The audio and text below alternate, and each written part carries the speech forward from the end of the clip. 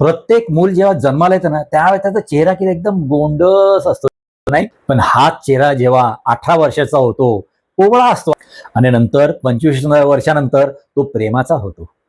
30 वर्षाचा असतो त्यावेळेस तो संघर्षामधून जात असतो.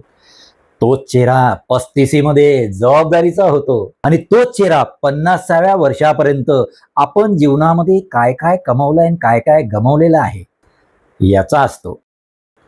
तर तोच चेहरा 60व्या वर्षी केविलवाना होतो. खर तर 60 वर्षानंतर आपला चेहरा की आपण बालपणात जावं, ते बालपण रम्य होतं, ते तरुण पण खूप छान होतं, असं 60व्या वर्षी वाटायला लागतं. पण जो चेहरा असतो, तोच आपण घेऊन जर जगलो, तर तो खरा आनंद असतो. कारण आपण भूतकाळ आणि भविष्य काळामध्ये जगण्यापेक्षा तो जो चेहरा आपला आहे, तो आनंदाने आपण नक्कीच जगू शकतो.